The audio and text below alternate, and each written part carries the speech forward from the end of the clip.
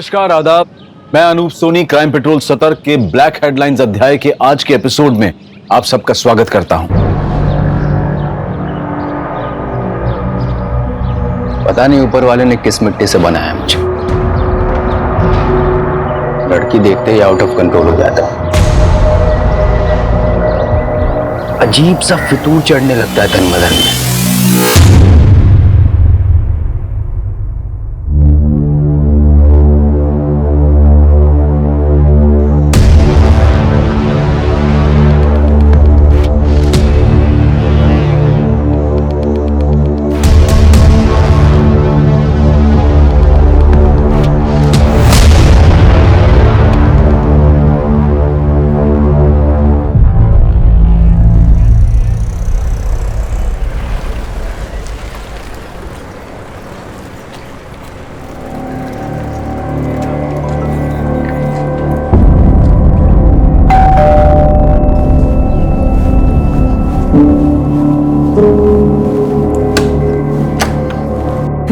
आ गई बेटा।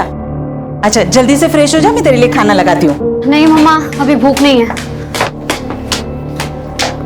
दीप्ति बेटा, क्या हुआ? बहुत परेशान दिख रही है। कुछ नहीं पापा, बस थोड़ा सा थक गई हूँ।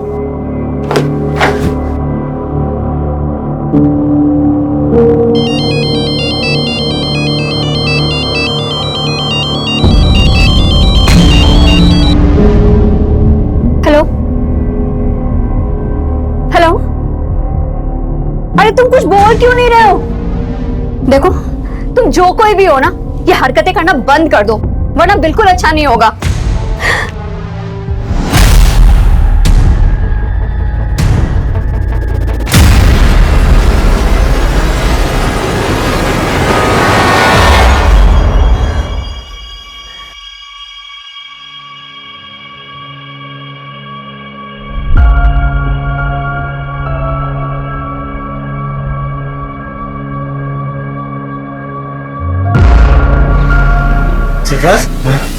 यहाँ क्यों खड़े? अरे कुछ नहीं भाईजान, बस देख रहा था हमारी बीवियां कितना काम करती है, कैसे मशरूफ रहती है काम में। और तुम कहाँ मशरूफ थे? दिन भर से दिखाई नहीं दिए। देखा भाईजान, आपकी बहन एक बार मुझे देख ना लेना तो दिन नहीं कटता इनका।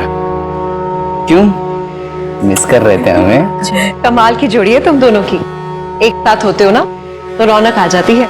अरे कहाँ भाभी जान, दूर के ढोल सुहाने होते हैं, वरना किस्मत तो अरबाज भाई की अच्छी है जो आप उनके गले का हार बनी। हमारी किस्मत में तो कांटे लगे हैं बस। अच्छा, बहुत चुपती हूँ ना मैं, भी बताती हूँ। आयशा, ये क्या कर रही हो? बहुत चुपती हूँ ना मैं। रुको रुको, अरे आयशा, आयशा ये क्या करी तुम? आयशा ये बाहर निकल।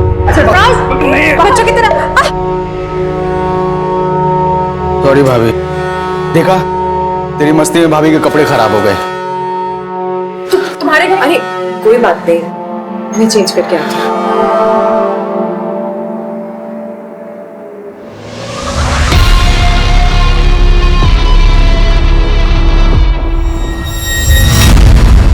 हाँ मम्मी, हाँ बस ऑफिस से निकल गई हूँ।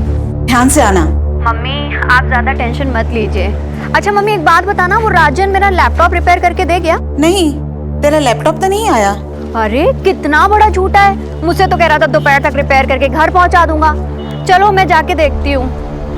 भैया समता नगर। हाँ।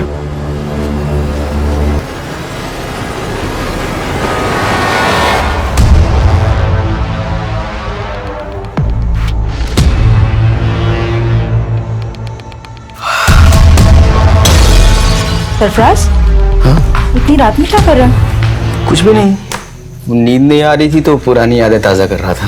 पुरानी यादें लैपटॉप में? आयशा ये क्या कर रही हो तुम?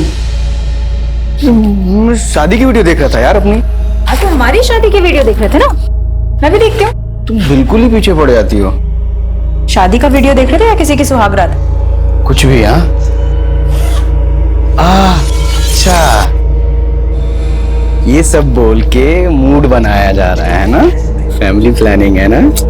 छोड़ो सरप्राइज। जब भी तुम्हारे पास आने की कोशिश करता हूँ तुम दूर कर देती हो मुझे। क्यों? मां नहीं बनना है या फिर बोर हो गई हो तुम मुझसे? तुम ना एकदम टू मच हो। चलो जल्दी से स्माइल दो। चलिए फिर।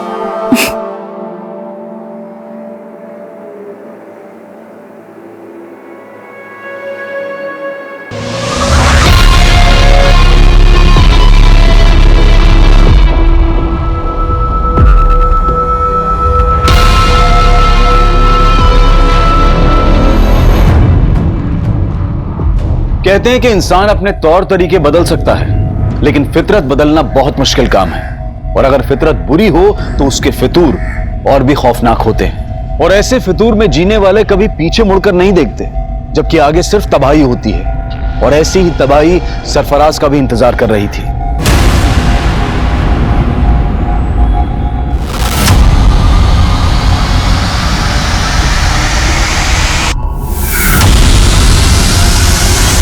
हत्या भले ही सरफराज की हुई थी, लेकिन वो फितूर नहीं मरा था जो इंसानी दिमाग से सोचने समझने की ताकत छीन लेता है। मरने वाला सरफराज भले ही बदनाम था, लेकिन मारने वाला एक अरसे तक गुमनाम था। ये एक ऐसा मर्डर केस था जिसको हेडलाइन तब मिली जब एक और इंसानी फितूर गुनाह के पांव पसार रहा था।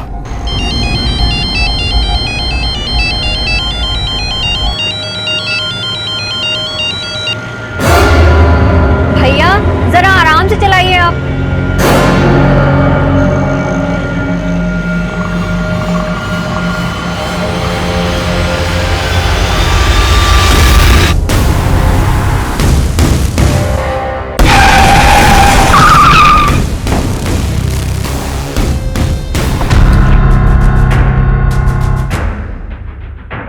कुछ पता चला दीप्ति का? नहीं, वो राजन की दुकान पर अपना लैपटॉप लेने नहीं पहुंची और उसके ऑफिस वालों से भी कुछ पता नहीं चल रहा।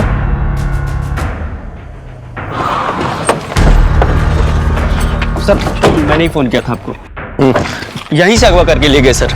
मैं उन्हें यहीं समता नगर लेकर जा रहा था, इतने में वहीं से 2 लड़के आए और उठा कर ले गए सर।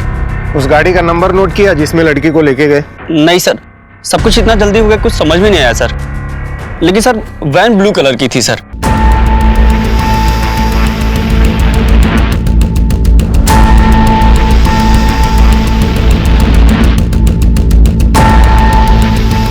दीप्ति किडनैपिंग केस देखते ही देखते इतना बड़ा बन गया था कि केस तुरंत क्राइम ब्रांच को सौंप दिया गया।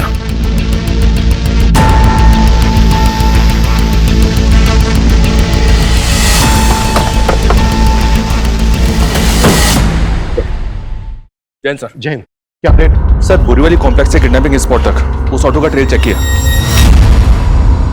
जहां जहां सीसीटीवी मिला वहां उस ऑटो के पीछे वैसे कोई ब्लू वैन नहीं दिखे सर। और जहां किडनैपिंग हुई थी वहां सीसीटीवी नहीं था, इसलिए वैन आगे किस डायरेक्शन में गई इसका ट्रेस भी नहीं मिला। किडनैपिंग हुए 16 घंटे हो गए, पता नहीं सब लड़की किस हाल में होगी। और तुम कह रहे हो कि कुछ भी ट्रेस नहीं हुआ है? वो वैन जरूर किडनैपिंग स्पॉट से जंगल की तरफ गई होगी, उस डायरेक्शन में चेक किया? जी हाँ सर, वहां पूरी रात पेट्रोलिंग हुई है और उस पैच में कहीं सीसीटीवी नहीं सर। और ज्यादातर स्ट्रीट लाइट्स खराब पड़े। मैं मानता हूं क्रिमिनल्स इन बातों का फायदा उठाते हैं, लेकिन हम ये एक्सक्यूज नहीं दे सकते। पता है ना मीडिया में कितना बवाल हो रहा है। सर जिस लड़की की किडनैपिंग हुई थी उसकी पहचान पता चल गई है। कल देर रात एक दीप्ति नाम की लड़की की मिसिंग कंप्लेंट फाइल हुई थी और ये दीप्ति उसी एरिया में रहती है जहां से किडनैपिंग हुई थी। सर मैंने ऑटो वाले को इस लड़की की फोटो दिखाई तो उसने कहा कि वही लड़की है जो उसके ऑटो से किडनैप हुई थी।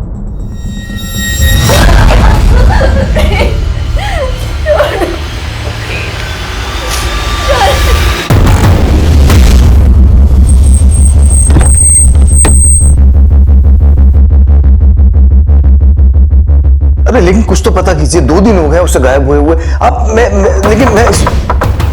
मैं आपको कॉल करता हूँ थोड़ी देर में। क्या दीप्ति किडनैप हुई है? आपको किसी तरह की कोई फिरौती का कॉल आया? नहीं सर। किसी पर शक है आपको? सर एक लड़का दीप्ति को काफी दिनों से परेशान कर रहा था। कौन लड़का?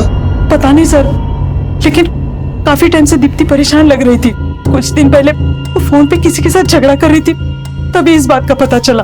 देखो तुम जो कोई भी हो ना, ये हरकतें करना बंद कर दो वरना बिल्कुल अच्छा नहीं होगा।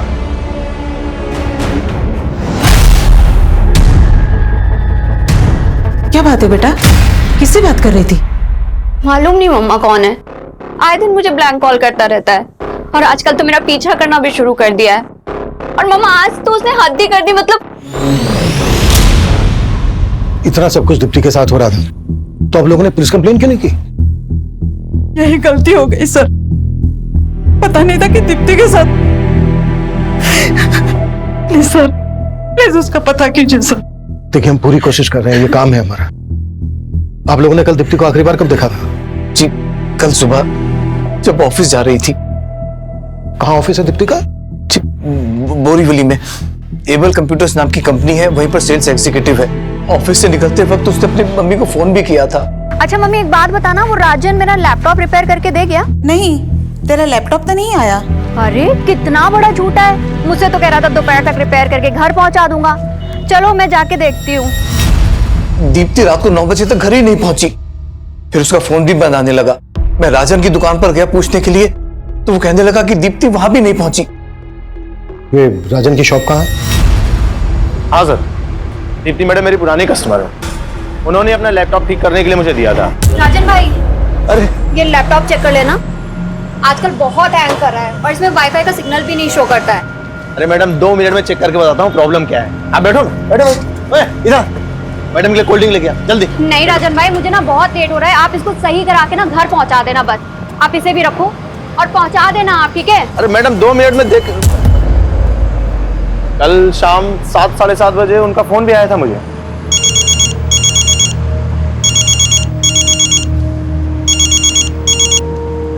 दीप्ति मैडम मैं आपको ही फोन करने वाला था। राजन भाई, लैपटॉप रिपेयर हुआ या नहीं हुआ? हाँ बिल्कुल रिपेयर हो गया है, लेकिन मैं पहुंचा नहीं पाया। आप दुकान पे आके ले जा सकती हैं? चलो ठीक है, फिर मैं ही आकर ले जाती हूँ। लेकिन फिर वो आई नहीं। रात में उनके पापा आए थे, दीप्ति को लेके काफी परेशान थे। दीप्ति की किडनैपिंग तो यहाँ पास में ही हुई थी, तुम्हें इस बारे में कुछ पता नहीं चला? नहीं सर, मुझे तो आज सुबह ही पता चला इस बारे में। दीप्ति ने इसको बताया था कि वो इसकी शॉप पर आ रही है और किडनैप हो गई। इसकी बैकग्राउंड चेक करो और पता करो कि इससे कनेक्टेड किसी आदमी के पास ब्लू कलर की वैन है क्या जिसमें दीप्ति किडनैप हुई।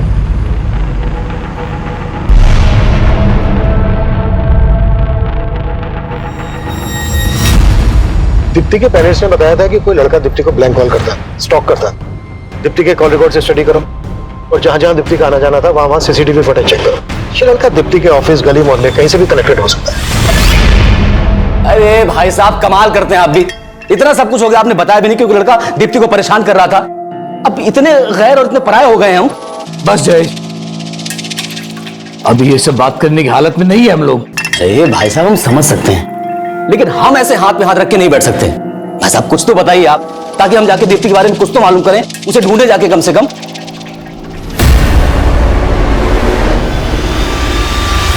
दीप्ति के किडनैपर्स तक पहुंचने के लिए दीप्ति के ऑफिस, घर, मोहल्ले हर जगह पूछताछ की जा रही थी, लेकिन दीप्ति को सही सलामत ढूंढने की पुलिस की कोशिश अब नाकाम हो गई थी।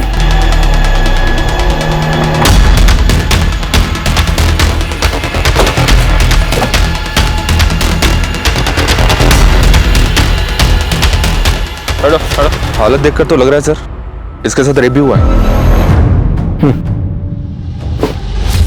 ये जगह किडनैपिंग लोकेशन से 7-8 किलोमीटर दूर है। आसपास पता करो, शायद किसी से उस ब्लू कलर की वैन के बारे में पता चल जाए जिसमें दीप्ति किडनैप हुई थी। Okay sir.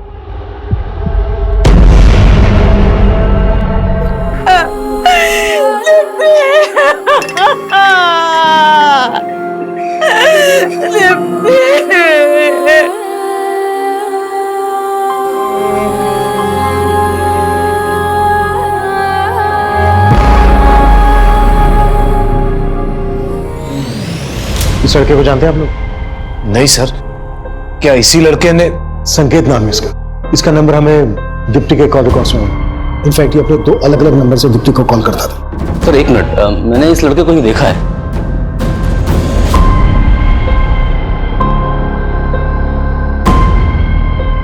हाँ सर, इस लड़के को मैंने दीप्ति के साथ देखा था। दीप्ति बहुत गुस्से में लग रही थी। जब मैं वहां पहुंचा तो लड़का चला गया वहां से। दीप्ति क्या हुआ? निकलो यहाँ से तुम। कौन था ये? दीप्ति ने तो कुछ नहीं बताया। हो सकता है कि ये वही लड़का हो जो उसको स्टॉक कर रहा था। जब इस लड़के को दीप्ति के साथ देखा था आपने, कब की बात है? काफी समय पहले थे, कहाँ देखा था? दीप्ति के ऑफिस के बाद। सर मैंने कुछ नहीं किया दीप्ति के साथ, वो मेरी अच्छी दोस्त थी इसलिए फोन करता था उसको। वो भी दो नंबर से स्टॉक करता था उसको, पीछा करता था उसका? नहीं सर, मैं उसको स्टॉक क्यों करूंगा सर, वो मेरी बहुत अच्छी दोस्त थी, बल्कि मैं तो उसके साथ शादी भी करना चाहता था। अच्छा, तो बात यहाँ तक पहुंच गई थी? सर मैं झूठ नहीं बोलूंगा, मैं जिस कंपनी में जॉब करता हूँ उनको दीप्ति की कंपनी कंप्यूटर सप्लाई करती है, इस वजह से हमारी फोन पर बातें होती थी। उसके बाद हम दोनों एक दूसरे को पसंद भी करते थे। ये लो। Thank you. यार दीप्ति, तुम इतनी इंटेलिजेंट हो, MBA भी किया हुआ है तुमने, एक कंपनी में क्यों फंसी हो? तुम्हें तो बहुत अच्छे जॉब ऑफर्स मिल सकते हैं। फंसी नहीं हूँ संकेत, मैं ना बस सही मौके का इंतजार कर रही हूँ। सही मौका मिलते ही मैं सीधा अब्रॉड। सच में? और जॉब के अलावा क्या सोचा है तुमने? मतलब?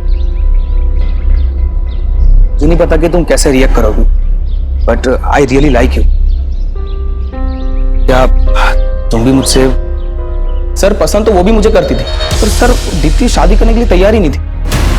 संकेत, मैंने तुम्हें कितनी बार बोला है कि मैं शादी के लिए अभी प्रिपेयर नहीं हूँ। यार दीप्ति, तुम सिर्फ अपने बारे में सोच रही हो, क्या तुम मुझसे प्यार नहीं करती? यार बार बार वही सवाल, मैंने बोल दिया, अब मुझे इस टॉपिक पर कोई बात नहीं करनी है संकेत। सर उसके बाद तो उसने मेरा फोन उठाना ही बंद कर दिया, इसलिए मैंने दूसरा नंबर लिया था और उसको कॉल करता था मैं। हेलो, अरे तुम कुछ बोल क्यों नहीं रहे हो? सर एक दो बार उसने फोन उठाया, लेकिन मैं बात करने की हिम्मत जुटा नहीं पाया, और जब बात करने की कोशिश की तो और ज्यादा नाराज हो गई थी। हेलो हेलो दीप्ति, कैसी हो तुम? तुम मुझे इतने दिनों से ब्लैंक कॉल कर रहे हो? नहीं दीप्ति, मैं तो बस तुम्हें। बस करो, तुम्हारी फितरत ना मैं बहुत अच्छी तरीके से जानती हूँ, और अब मुझे दोबारा फोन मत करना। सर मैं तो बस उसको एक बार मिलना चाहता था, लेकिन उसका कोई जवाब ही नहीं आया। और जब तेरी ये समझ में आया कि वो तुझे अवॉइड कर रही है तो ये बात तेरे से बर्दाश्त नहीं हुई, इसलिए तूने दीप्ति को किडनैप किया और उसके बाद उसका रेप किया और मर्डर कर दी। सर क्या बात कर रहे हैं आप? मैं सच बोल रहा हूँ, मैंने उसके साथ कुछ भी नहीं किया, मैं कसम खाता हूँ। जब तुमने उस लड़के को दीप्ति से झगड़ते हुए देखा तब मुझे क्यों नहीं बताया? उस दिन तो बड़ी बड़ी बातें कर रहे थे, अब मुझसे पूछ रहे हो कि लड़का कौन है? अरे भाई साहब, अगर तब बता देते ना तो बड़ी मुसीबत हो जाती। अच्छा ठीक है, आज बता रहे हैं तो क्या आप सुन रहे हैं? क्या कहना क्या चाहते हो तुम? भाई साहब कहना ये चाह रहे हैं कि आप दीप्ति को अच्छी तरह से जानते थे, वो कैसी थी। अगर तब बोलते ना तो कहते कि मेरी लाइफ में ताक झांक कर रहे हो। देख लिया ना आपने, आप लोगों से कितना छुपाती थी वो। खबरदार जो मेरी बेटी के बारे में कुछ बोला तो वो अब नहीं रही है। और नहीं भाभी जी, मेरे कहने का मतलब ऐसा नहीं था। तुम्हारा सब मतलब समझती हूँ मैं। मुझे ये बता कि तुम दीप्ति के ऑफिस के पास क्या करने गए थे? सर दीप्ति की पोस्टमार्टम रिपोर्ट के मुताबिक पहले दीप्ति को ड्रग्स देकर बेहोश किया गया, फिर उसका रेप किया गया। ये तो दीप्ति की लाश देखकर लग ही रहा था। Cause of death suffocation. लेकिन सर किलर यहीं तक नहीं रुका। ये कोई विकृत मानसिकता वाला ही कर सकता है। संकेत ने कुछ बोला? नहीं सर, लेकिन हाँ सर, किलर ने दीप्ति की बॉडी से अपना DNA भी वाइप आउट कर दिया। दीप्ति को दो लोगों ने किडनैप किया था। अगर संकेत दीप्ति की किडनैपिंग में शामिल है तो उसका कोई दूसरा साथी भी होगा। एक काम करो, संकेत को जाने दो और नजर रखो इस पर, और पता करो कि संकेत से कनेक्टेड किसी भी आदमी के पास ब्लू कलर की वैन है क्या। और सर इसके अलावा राजन के बारे में एक बात पता चली है। राजन पे तकरीबन 1 साल पहले एक लड़की ने मोलेस्टेशन का चार्ज लगाया था। केस स्ट्रॉन्ग नहीं था इसलिए छूट गया। इसे देखकर ही लग रहा था कि आदमी ठीक नहीं है। लेकिन सर फिलहाल इसके बैकग्राउंड में ऐसा कोई नहीं मिला है जिसके पास कोई ब्लू कलर की वैन हो। एक मिनट। अभिषेक बोलो। सर राजन के बारे में पूछताछ की तो राजन का एक हेल्पर गिरीश सामने आया है, तो उसके पास राजन का एक लैपटॉप भी है। सर ये राजन भाई का लैपटॉप है जिसमें राजन भाई ने वो लड़कियों की गंदी गंदी तस्वीर रखी है साहब।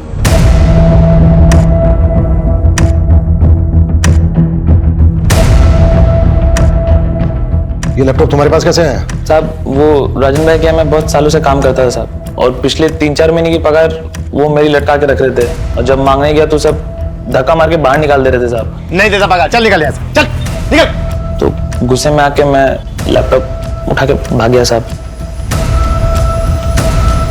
ये लैपटॉप में जो लड़कियां हैं कौन है ये? सर वो मालूम नहीं सर मुझे। राजन का दीप्ति को लेकर कैसा बिहेवियर था? साहब राजन भाई तो थोड़े अयास हैं साहब, मैंने साहब को बताया था साहब, और दीप्ति मैडम को लेके उनकी नजर कुछ ठीक नहीं थी साहब। ठीक है, जाओ तुम। Thank you sir, thank you. Deepti के साथ जिस तरह से रेप किया गया उससे तो यही लगता है कि ऐसी मानसिकता वाला आदमी ऐसा कर सकता है। चेक करो, हो सकता है इसमें दीप्ति के भी फोटोग्राफ्स हो, और राजन को लेके आओ। सर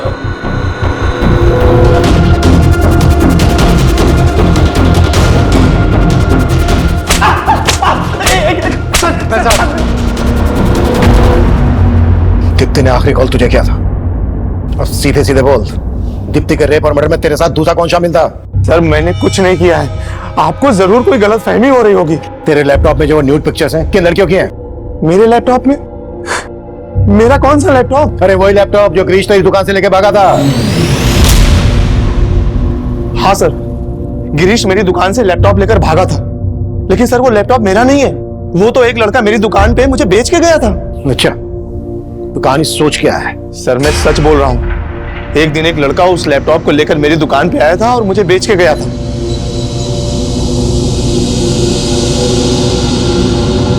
₹2000 मिलेंगे इसके? ठीक है, दो जल्दी। सर वो लैपटॉप बेचना चाहता था, मैंने ₹2000 में खरीद लिया।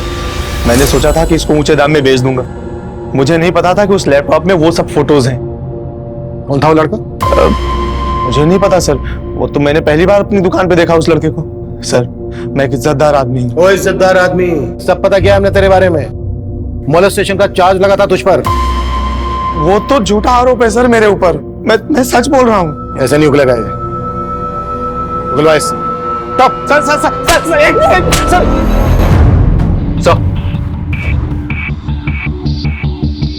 सर मैंने लैपटॉप चेक किया, पर इसमें दीप्ति की कोई फोटो नहीं मिली। हो सकता है दीप्ति की फोटोग्राफ इसे डिलीट कर दी गई है। इसका डिलीटेड डेटा रिट्रीव करो। Okay sir. और एक बात सर, ये सारी फोटोज मॉफ्ड हैं। मॉफ्ड? जी सर। यानी न्यूड पिक्चर्स के ऊपर दूसरी लड़कियों के फेसेस लगाए गए। Right sir. और एक बात सर, मैं जब लैपटॉप चेक कर रहा था तो मुझे सरफराज नाम का एक फोल्डर मिला सर, जिसमें इस लड़के के कई फोटोज हैं। ये देखिए, लैपटॉप से ज्यादा कुछ तो पता नहीं चला सर, लेकिन जब मैंने लैपटॉप के सीरियल नंबर से इसके बायर का पता किया तो पता चला कि कुरला के रहने वाले सरफराज ने लैपटॉप खरीदा है सर। और ये देखिए सर, लैपटॉप पे भी एस लगा है। हो सकता है सर लैपटॉप खरीदने वाला सरफराज और फोल्डर के अंदर जिसके फोटो है वो सरफराज, ये दोनों एक ही हैं।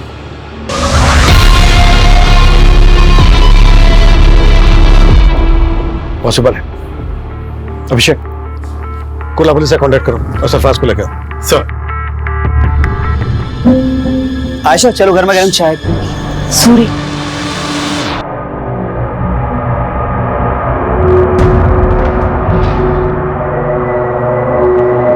आयशा, मैं बहुत दिनों से तुमसे कुछ बात करना चाह रहा था। किस बारे में?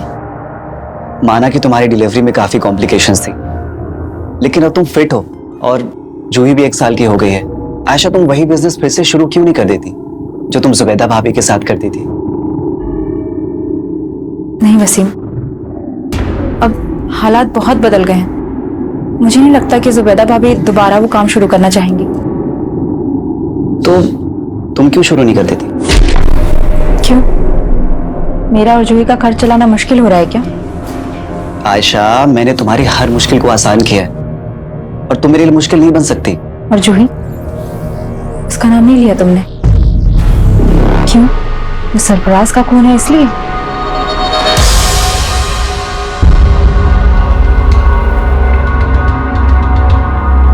जिस लड़के ने तुझे लैपटॉप भेजा, ये वो?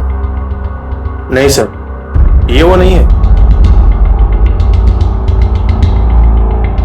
स्केच बनवा सकता है उसका?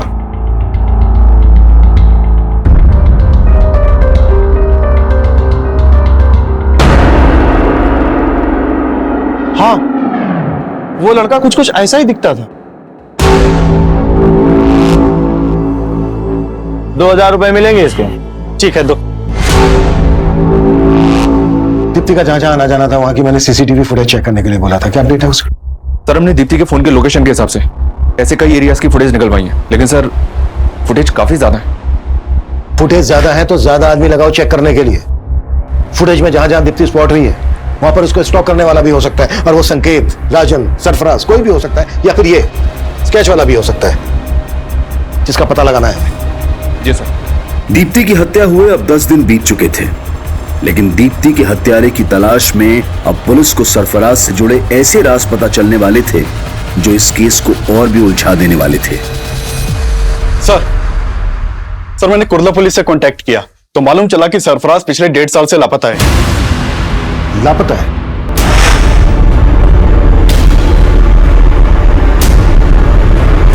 जी सर 1.5 साल पहले सरफराज की मिसिंग कंप्लेंट उसकी बीवी ने दर्ज करवाई थी, लेकिन कुर्ला पुलिस सरफराज के बारे में कुछ पता नहीं लगा पाई और यह केस पिछले 1.5 साल से अनसॉल्व्ड है। 1.5 साल से? ऐसा क्या इस केस में कि पिछले 1.5 साल से सॉल्व नहीं हुआ? सर मैंने ये केस स्टडी किया, इस केस के ऊपर कुछ खास काम नहीं हुआ था। बस इस विलास नाम के आदमी के ऊपर शक जताया गया था क्योंकि इसने सरफराज को आखिरी कॉल किया था, लेकिन सर इसके खिलाफ बाद में कुछ मिला नहीं तो इसे छोड़ना पड़ा। 1.5 साल पहले सरफराज गायब होता है और 1.5 साल के बाद यह लड़का सरफराज का लैपटॉप राजन की दुकान पर भेजता है। दीप्ति राजन को लास्ट कॉल करती है और राजन की दुकान पर जा रही होती है। बीच रास्ते में ही दीप्ति का रेप और मर्डर केस सरफराज के केस से जरूर ताल्लुक रखता है। सरफराज और इस स्केच वाले लड़के के बारे में पता लगाने के लिए हमें विलास और सरफराज से ताल्लुक रखने वाले सभी लोगों से मिलना पड़ेगा।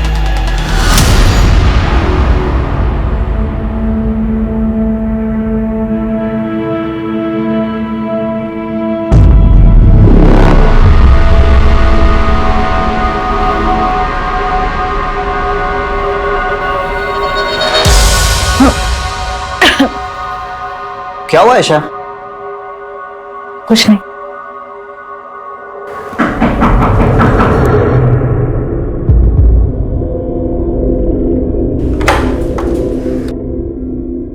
जी आयशा।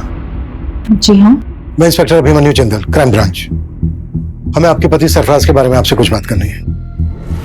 सरफराज? पूरे 1.5 साल बाद सरफराज के बारे में? पूछिए, क्या पूछना है? हमें आपके पति सरफराज का लैपटॉप मिला है। सरफराज का लैपटॉप? कहाँ? और सरफराज? ढूंढ रहे हैं मुझे। दरअसल सरफराज का लैपटॉप दहीसर में दुकान पर बेचा गया और जिसने बेचा तो ये लड़का है। आप जानती हैं इसको? नहीं। सरफराज के लैपटॉप में हमें कुछ लड़कियों के फोटोग्राफ्स मिले हैं। उनके फेसेस कुछ न्यूड पिक्चर्स के साथ मॉर्फ किए गए। दहीसर के जिस एरिया में सरफराज का लैपटॉप बेचा गया, रिसेंटली उसी एरिया में दीप्ति नाम की लड़की का रेप और मर्डर किया गया। जानती हैं आप दीप्ति को? कभी आपने देखा था सरफराज के साथ इसे? जी नहीं, मैं इस लड़की को नहीं जानती, लेकिन मैं इतना जरूर जानती हूँ कि सरफराज के लैपटॉप में बहुत सारी लड़कियों के फोटोग्राफ्स थे, लेकिन मैंने कभी किसी लड़की के न्यूड फोटोग्राफ्स नहीं देखे।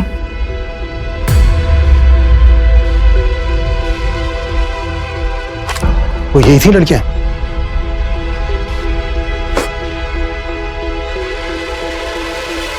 नहीं, मैं इनमें से किसी को नहीं जानती, लेकिन हाँ, सरफराज से जरूर जानना चाहती थी कि ये लड़कियां कौन थी। कौन है ये लड़कियां? और इनके फोटोग्राफ्स तुम्हारे लैपटॉप में क्या कर रहे हैं सरफराज? अच्छा, इसीलिए तुम उस दिन अपना लैपटॉप मुझे नहीं दे रहे थे, है ना? चुप क्यों हो? बोलो सरफराज। मेरा पास्ट, तुमसे शादी करने से पहले ये सारी लड़कियां मेरी लाइफ में आई थी एक एक करके। मैं सबसे प्यार करता था। फिर मुझसे शादी क्यों की? क्योंकि मैं इन सबके प्यार में नाकाम हो चुका था।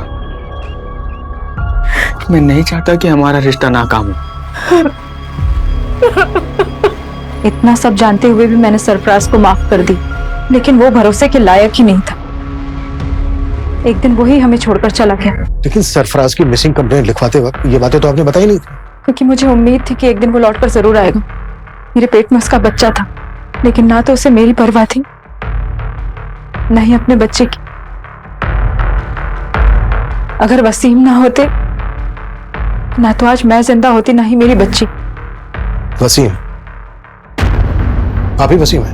जी सर, मैं वसीम, सरफराज का दोस्त। और अब हम पति पत्नी। हाँ सर, आज से 1.5 साल पहले से मैं सरफराज के कांटेक्ट में था सर।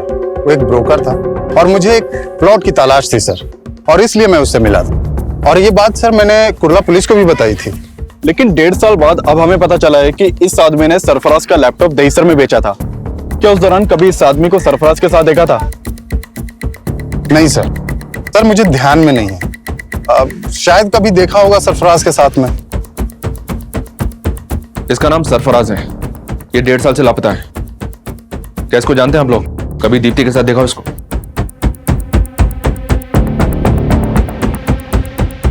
और इसको? जी नहीं सर। तो क्या इन दोनों ने? ऐसा शक है हमें। शक करने की वजह तो है। जिस तरह से सरफराज के गायब होते ही आयशा और वसीम ने शादी कर ली, उसे तो यही लगता है कि सरफराज खुद से गायब नहीं हुआ है, बल्कि सरफराज को गायब किया गया है। वैसे भी जिस आदमी के लैपटॉप में इतनी सारी लड़कियों की न्यूड पिक्चर्स वो उन्हें डिलीट किए बिना अपना लैपटॉप क्यों भेजा? इसको ना तो आयशा ने पहचाना और ना ही वसीम ने। कहीं ऐसा तो नहीं है कि ये दोनों इसको जानते हैं लेकिन हमसे सच छुपा रहे हैं? सर, मैंने ये स्केच हर जगह सर्कुलेट करवा दिया। इसके साथ साथ हमारी टीम अब ये भी पता लगा रही है कि सरफराज और दीप्ति से जुड़े किसी भी इंसान के पास वो ब्लू वैन तो नहीं जिसमें दीप्ति को किडनैप किया गया।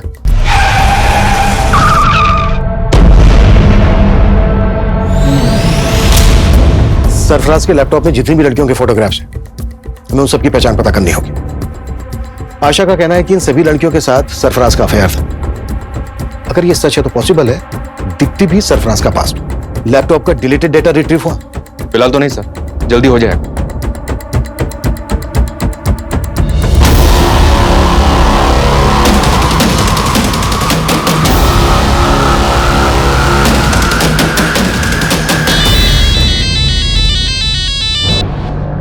हेलो भाभी जान, कैसी हैं आप? आयशा, तू? लगता है अब तो आपने मेरा नंबर भी डिलीट कर दिया अपने मोबाइल से। अरे नहीं, वो फोन बदल दिया है। बदल तो बहुत कुछ गया है भाभी।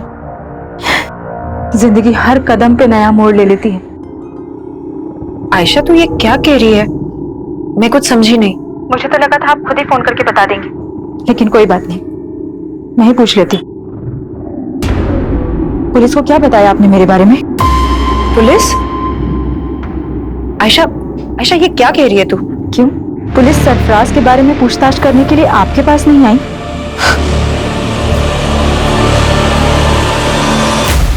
सर, हमने दीप्ति के ऑफिस के बाहर की पिछले 2 महीने की कई सीसीटीवी फुटेज चेक की। उनमें से कई फुटेज में दीप्ति संकेत के साथ दिखाई दे रही है, लेकिन सर फुटेज में संकेत दीप्ति को स्टॉक करता हुआ नहीं दिखाई दे रहा। लेकिन दीप्ति को लगता था कि कोई लड़का उसको स्टॉक करता था, पीछा करता था उसका।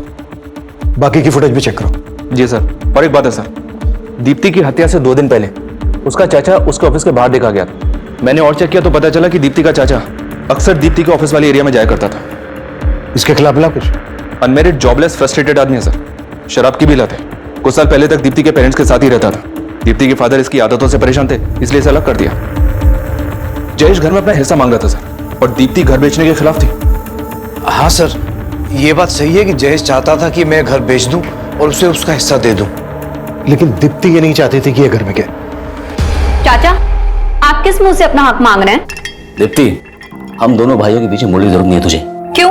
क्यों ना बोलूं? आप भूल गए जब आपको बिजनेस करना था आपने 10 लाख रुपए का लोन लिया था और आपका बिजनेस तो ठप हो गया। उसकी किस्तें किसने चुकाई? मैंने और पापा ने। तू हद से ज्यादा नहीं बोल रही है? हा? क्यों? आप भी हद में कहाँ रहते हैं? काम आपको आता नहीं है और नशा आपसे छूटता नहीं है। अपने हद में रह जयेश, वो जो बोल रही है वो सही बोल रही है। तो आपको कभी लगा नहीं कि जयेश ऐसा कुछ? सर, माना कि जयेश से हमारी बनती नहीं है, लेकिन वो ऐसा नहीं कर सकता। ये ऐसा समझ सकते हैं सर, लेकिन मुझे किसी पे भरोसा नहीं। मेरी बेटी को किसी दुश्मन से कम नहीं समझता था वो। साहब, मुझे मालूम था भाभी जी मुझे बख्शेंगे नहीं, लेकिन मैं इतना गया गुजरा नहीं हूं कि अपनी भतीजी के साथ ये सब। तो फिर उसके ऑफिस के पास क्यों मंडराता था? दीप्ति की हत्या से 2 दिन पहले भी तू वहां देखा गया, क्यों गया था? मैं तो बस उससे मिलके बताना चाह रहा था कि मुझे मेरा हिस्सा मिल जाए और रास्ते में ना आए। काम नहीं है साहब, पैसा नहीं है। काम नहीं है, पैसा नहीं, लेकिन तेरा दोस्त उमेश तो तुझे पैसे दे रहा था ना, कर्जा दे रहा था ना तुझे, और रोज पे रोज तुझे दारू भी पिला रहा था। कहीं ऐसा तो नहीं है कि उसको खुश करने के लिए तूने? नहीं साहब, पैसा कुछ नहीं है साहब, मैं सच कह रहा हूँ। जो भी है वो तो तेरा दोस्त गल देगा, और तू भी।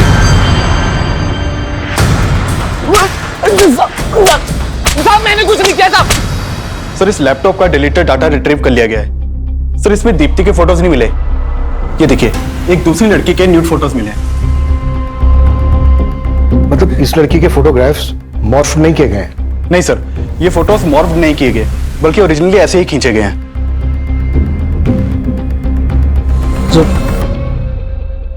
जुबैदा,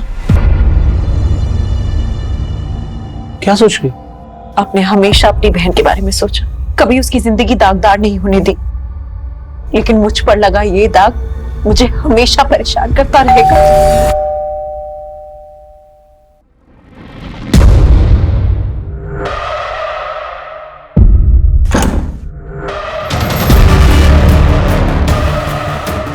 एक दूसरी लड़की के न्यूड फोटोज मिले हैं। मतलब इस लड़की के फोटोग्राफ्स मॉर्फ नहीं किए गए? आप कुछ बोल क्यों नहीं रही हैं? सरफराज के लैपटॉप में आपके ये फोटो होने की कोई तो वजह होगी। वजह थी, सरफराज अय्याज था, गलती हमारी भी थी। मैंने बिना जाने बिना परखे अपनी बहन की शादी उसके साथ करवा दी और उसके बाद उसको पड़ोस में ही घर दिलवा दिया। फिर वो मेरी बीवी पे ताक झांक करने लगा।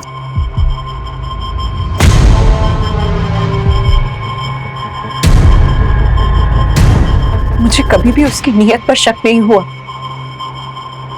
मैं और आयशा तो मिलकर एक साथ अच्छे से काम कर रहे थे, काम बढ़ भी रहा था, लेकिन फिर अचानक मुझे माइग्रेन का प्रॉब्लम हो गया।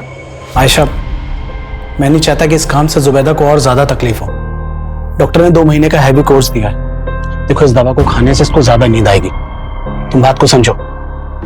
ऐसा करो कि कुछ दिन के लिए काम बंद कर दो। मेरी तबीयत की वजह से हमें कुछ टाइम के लिए हमारा काम बंद करना पड़ा, और एक दिन मैं दवा लेके बस आराम कर रही थी तो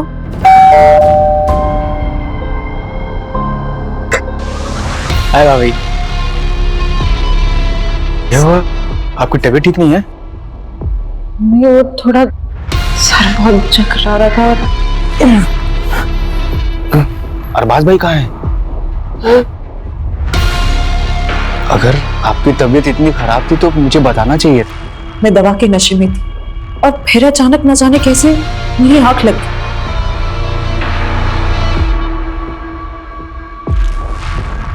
और फिर उसने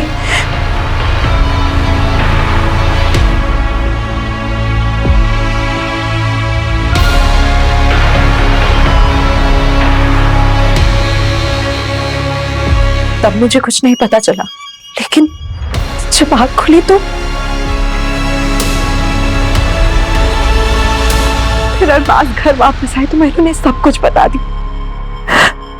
मैं तो उसी वक्त पुलिस के पास जाना चाहती थी, लेकिन इन्होंने मना कर दिया। उसके बाद हम यहाँ मेरे मायके चले आए, लेकिन सरफराज ने उसके बाद मुझे ब्लैकमेल करना शुरू कर दिया। सरफराज, तुम ये सही नहीं कर रहे हो। मैं आयशा को सब कुछ बता दूंगी। तो बता दो, डरता नहीं हूं मैं।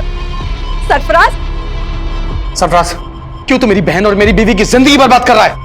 ठीक है, आप जैसा बोल रहे हो मैं वैसा ही करूंगा।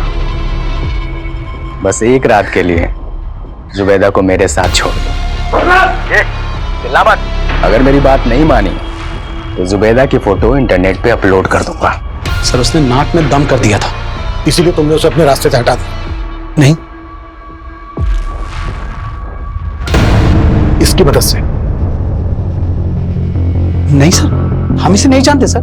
जुबैदा और अरबाज सस्पेक्ट नजर आ रहे थे, लेकिन सरफराज के साथ क्या हुआ होगा इसको लेकर पुलिस नतीजे तक नहीं पहुंच पा रही थी और उन्हें उस आदमी की तलाश थी जिसने सरफराज का लैपटॉप राजन को बेचा था। वहीं जुबैदा के अलावा सरफराज के लैपटॉप में कई लड़कियों के आपत्तिजनक फोटो थे और पुलिस एक एक करके हर लड़की को आइडेंटिफाई कर रही थी, लेकिन उनमें से ज्यादातर लड़कियों का कहना था कि वो सरफराज को ठीक से जानती तक नहीं थी। पुलिस के मन में बार बार ये सवाल उठ रहा था कि 1.5 साल पुराना वो केस। सर, हमने इस फुटेज को क्लोजली एग्जामिन किया तो ये देखा, 1-2 जगह और ये दीप्ति के पीछे जाता हुआ देखा। शर्मा, पता करो इसके साथ दूसरा और कौन था। जी सर। सर, मैंने कुछ नहीं किया था। सर, मैंने क्या किया सर? सर, पता चल गया हमें, तू ही दीप्ति को स्टॉक करता था, पीछा करता था उसका। और हमने तेरे उस मैकेनिक दोस्त नरेश के बारे में भी पता लगा लिया, जिसके गैरेज की ब्लू कलर की वैन में तुम दोनों ने मिलकर दीप्ति को किडनैप किया। तेरे उस मैकेनिक दोस्त ने सब कुछ उगल दिया है। बेहतर यही होगा कि तू भी उगल दे। सब राजन भाई नहीं है क्या? राजन भाई तो बाहर है। अच्छा, मेरा हार्ड ड्राइव ठीक हो गया? हाँ, वो हो गया ठीक मैडम। दो अच्छी लगती हुई दिखती मुझे। दिन रात उसका चेहरा मेरे मन में घूमता रहता था, छूना चाहता था मैं उसको। पागल हो गया था मैं, पागल।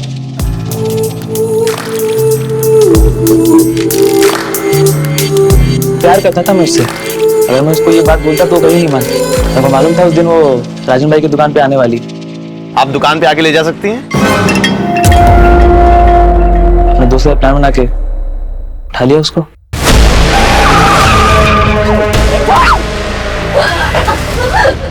जाने दो मुझे। नहीं, डरो मत, डरो मत। दीप्ति, मैं हूं। प्यार करता हूँ दीप्ति तुमसे। शादी कर लो मुझसे।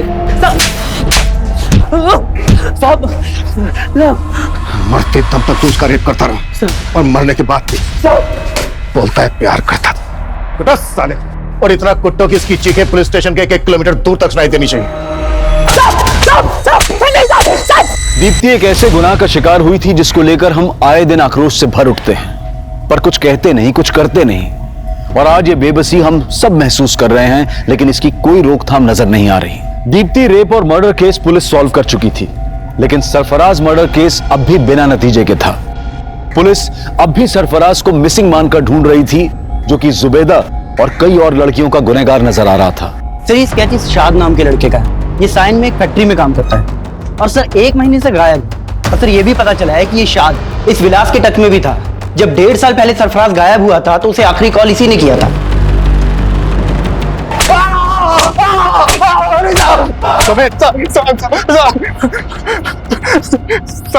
साथ मेरा दोस्त था साहब, और वो लैपटॉप मेरे स्टोर रूम में रखा हुआ था साहब। बिना पूछे मुझसे उठा के ले गया और उसे भेज दिया साहब।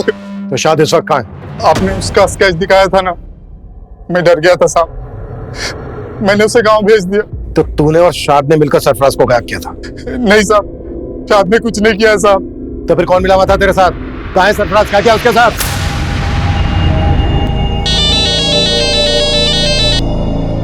हेलो विलास भाव, अरे बताओ क्या खिदमत करूं आपकी? अरे बहुत इंतजार कराया आपने। सरफराज ने जब मेरी बेटी जुबैदा के वो गंदी फोटो खींचे, तब वो मेरे दामाद के साथ मेरे घर सूरत आ गए। मेरी बेटी की तरह मैं भी चाहता था कि हम पुलिस के पास जाए, मगर मेरा दामाद नहीं माना। अगर हम पुलिस के पास गए तो हमारी बहन की जिंदगी बर्बाद हो जाए। अरे कैसे बातें कर रहे हैं आप? बात समझिए। अब अगर पुलिस के सामने अगर ये बात आई तो हमारी बड़ी बदनामी होगी। अभी पुलिस नहीं। मैं फिर भी खून के घूंट पी के रह गया, लेकिन जब उसने मेरी बेटी की फोटो इंटरनेट पे डालने की धमकी देनी शुरू की, तब मैं खुद गया उसे समझाने, उसकी मिन्नतें करने। खुदा से डर बेटा, वो फोटो डिलीट कर दे। अपनी बेटी दे दे, सिर्फ 1 रात के लिए। आज तू ये सही नहीं कर रहा है, समझा? चले, क्या जो करना कर ले। विलास को तो मैं काफी दिनों से जानता था। बहुत सारा कर्जा लेकर रखा था उसने मुझसे। और तुमने उसको बोला कि अगर वो तुम्हारा साथ देगा तो तुम उसका सारा कर्जा माफ कर दोगे। मैंने जो भी किया अपनी बेटी के आबरू बचाने के लिए किया, और मुझे उसका जरा भी अफसोस नहीं है। जुबैदा के पिता यूसुफ ने कहा कि उसे अपने किए का कोई पछतावा नहीं है। और हमारे समाज और हमारे आसपास शायद ऐसे कई लोग होंगे जो शायद ये सोचते होंगे कि सिर्फ सरफराज ही क्यों, अगर दीप्ति के गुनहगार गिरीश का भी सरफराज जैसा ही अंजाम होता तो शायद गलत नहीं होता। हाल ही में हमारे देश में ऐसा बहुत कुछ हुआ जहां महिलाओं के साथ गलत करने वालों को सूली या गोली, किसी भी तरह से इंसाफ दिलाने की मांग उठ रही थी। लेकिन इंसाफ के मामलों में जज्बात और फितूर से नहीं, बल्कि कानूनी प्रक्रिया से ही फैसलों तक पहुंचना चाहिए। अगर जुबैदा का पति अरबाज पहले से ही पुलिस की मदद लेने का फैसला कर लेता तो जुबैदा के पिता की बेबसी का फितूर उन्हें आज कटघरे में लाकर खड़ा नहीं करता।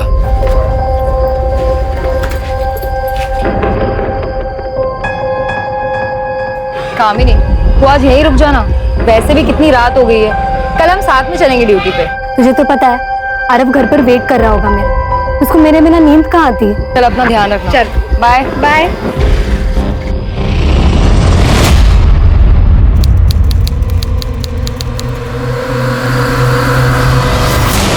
मैं पुलिस वाली हूँ, अगर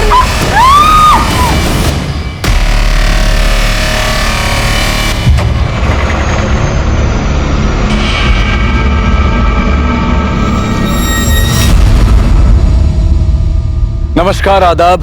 मैं अनूप सोनी क्राइम पेट्रोल सतर्क के ब्लैक हेडलाइंस अध्याय के आज के एपिसोड में आप सबका स्वागत करता हूं। अपराधियों में पुलिस का डर ही अपराध पर नियंत्रण की पहली सीढ़ी है। बड़े से बड़ा अपराधी भी पुलिस से टक्कर लेने से डरता है, लेकिन ये जो हमने अभी देखा, शायद इससे डरावना और कुछ नहीं हो सकता। कौन थे ये लोग जिनमें पुलिस का बिल्कुल भी खौफ नहीं था?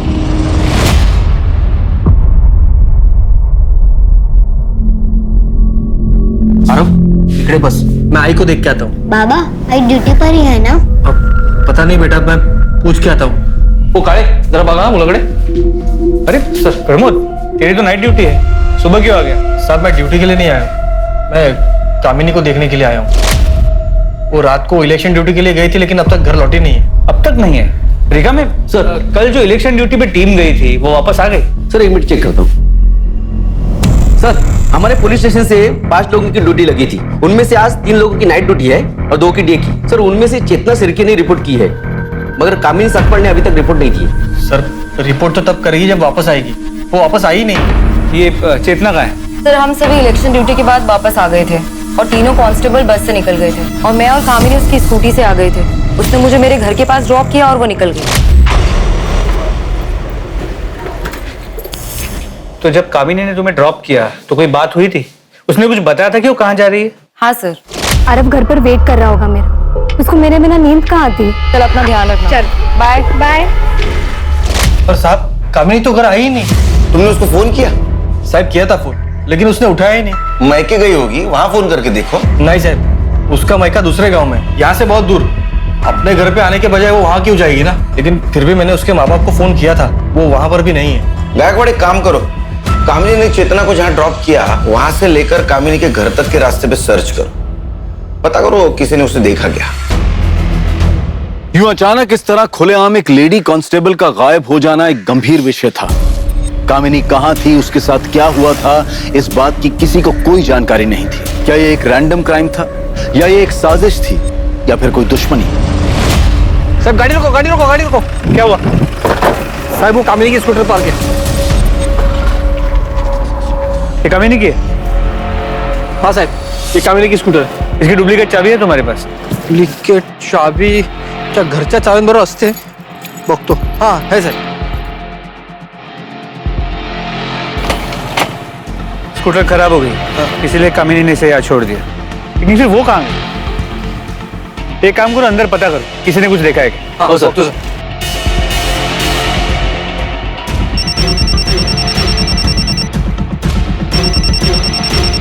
हाँ बोलो गायकवाड़। सर कामिनी की स्कूटी यहाँ हाईवे के पास मिली है, खराब हो गई, लेकिन ये समझ में नहीं आ रहा कामिनी कहाँ गई। एक काम करो गायकवाड़, कामिनी का फोन सर्वेलेंस पे डाल दो।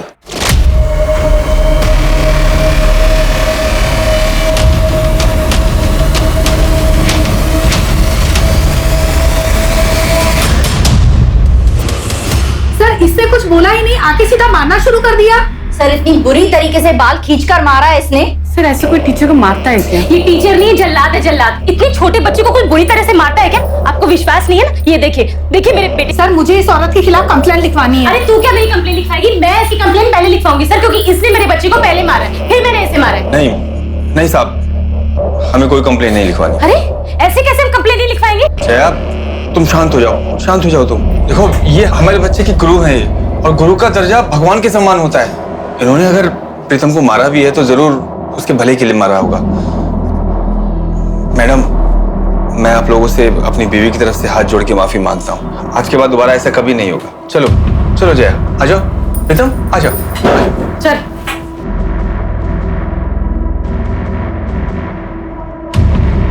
सर मुझे इस औरत के खिलाफ कंप्लेंट लिखवानी है, चाहे कुछ भी हो जाए। सोच लो, बच्चे को मारना ज्यादा बड़ा जुर्म है। ऐसा ना हो कि ये कंप्लेंट तुम पे उल्टे पड़ जाए। दोबारा ऐसे मत करना। अरे ठीक है, बिस्किट खा। बाबा आई कहाँ है? अब तक आई क्यों नहीं? आ जाएगी बेटा, तू बिस्किट तो खा ले। नहीं बाबा, जब तक आई नहीं आएगी तब तक मैं नहीं खाऊंगा और आई के हाथ से ही खाऊंगा।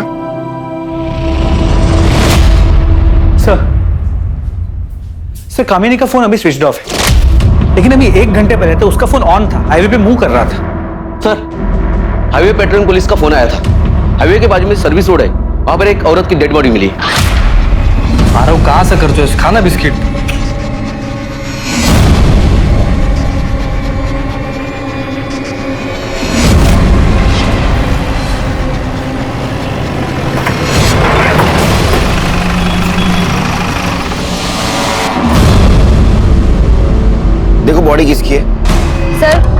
बॉडी कामिनी की नहीं है। बड़े अच्छी तरह से चेक करो, देखो कुछ मिलता है क्या।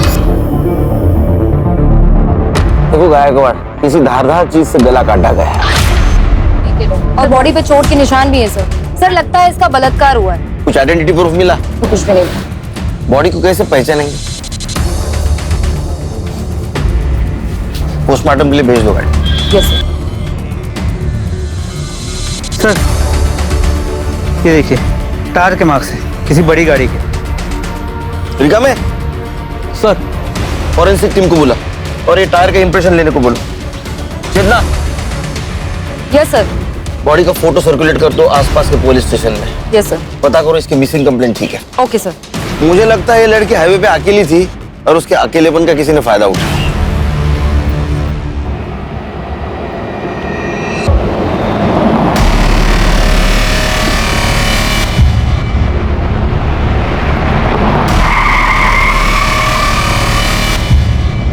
कहाँ जाना है आपको? चलो हम छोड़ देते हैं, हम इसी तरफ जा रहे हैं। नहीं, मैं बस से चली जाऊंगी। अरे बस से तो तभी जाओगी जब यहाँ कोई बस रुकेगी। यहाँ कोई बस स्टॉप नहीं है, आ जाओ हम छोड़ देते हैं। अरे डरो मत, हम अकेला नहीं है, हमारे साथ में हमारी भाभी भी है।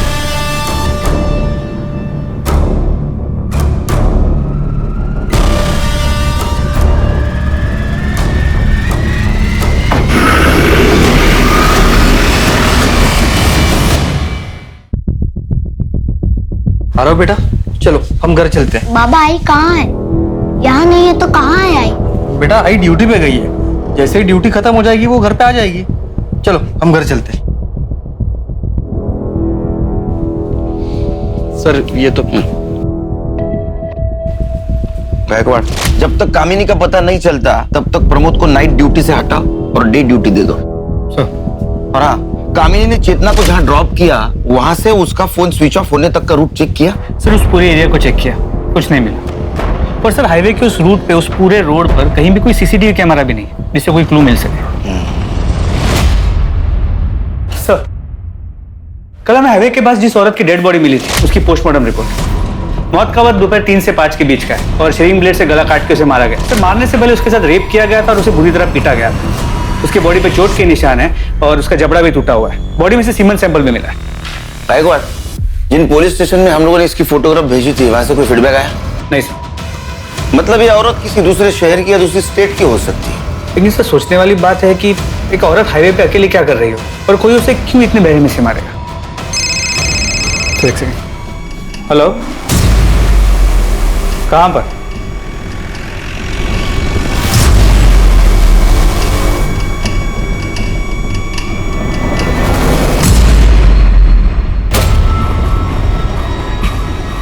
अरे प्रमोद, घबराओ मत, कामिनी नहीं है। सर क्या लगता है? Same type of murder. Body को साड़ी से ढका गया है, बॉडी नेकेड है, बदन पे चोट के निशान है। मर्डर और बलात्कार का मामला है। जरा उठो। धारदार रेजर ब्लेड से गला काटा गया है और आइडेंटिटी प्रूफ कुछ भी नहीं, ना पर्स ना मोबाइल, कुछ भी नहीं। तो इधर ये देखो, डबल टायर के निशान। हाँ सर, टायर के निशान तो वैसे ही। मतलब ये दोनों मर्डर किसी ट्रक या टेम्पो ड्राइवर ने किए। 2 अनजान औरतों की लाश पुलिस को मिल चुकी थी। शरीर पर कोई कपड़ा नहीं, दोनों के साथ बलात्कार फिर मर्डर, और वो भी एक ही तरीके से। दोनों क्राइम सीन्स पर अगर कातिल का कोई सुराग था तो वो था टायर का वो निशान जिसे पुलिस ने अपनी इन्वेस्टिगेशन का पहला सिरा बनाया। लेकिन कामिनी का अब तक कुछ पता नहीं चला था। मीडिया को भी इन केसेस की जानकारी लग चुकी थी और ये खबर टीवी चैनल्स पर दिन रात चल रही थी। मीडिया पुलिस से जवाब मांग रही थी और पुलिस के पास सिर्फ एक प्राइम सस्पेक्ट था, वो अनजान ट्रक ड्राइवर।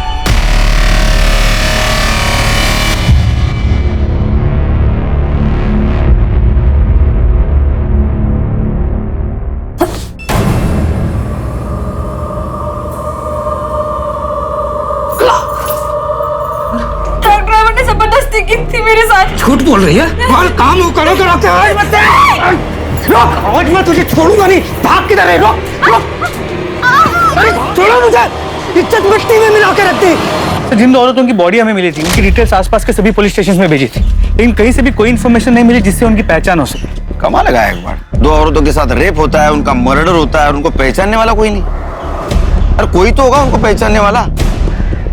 पर हाँ सर, जिन मेन पॉइंट्स पे हमने नाकाबंदी की थी वहां पर भी कोई सस्पिशियस ट्रक या टेम्पो नहीं मिला है। कांस्टेबल कामिनी का क्या हुआ? तो तलाश जारी है, लेकिन अब तक उसका कुछ पता नहीं चल पाया। ये प्रमोद और कामिनी का घरेलू मामला रहेगा। झगड़ा अनबन ऐसा कुछ हुआ होगा उनमें। उनकी शादीशुदा जिंदगी के बारे में कुछ जानते हो? नहीं सर, इस बारे में मुझे कुछ नहीं पता। तो पता करो अपने स्टाफ से, इन दोनों में से किसी का अफेयर चल रहा था क्या? और इस बात की भनक प्रमोद को नहीं लगनी चाहिए। सर, पैसों के लिए पता नहीं कहाँ कहाँ मुंह मारती फिर रही है पेट से। क्या हो रहा है सब? मैडम, ये मेरी बीवी किसी और का पाप अपने पेट में लेकर घूम रही है, और जब मैंने इसे पकड़ लिया तो कह रही है कि किसी ट्रक वाले ने इसके साथ जबरदस्ती की है। फेड़ा बना रही है मुझे।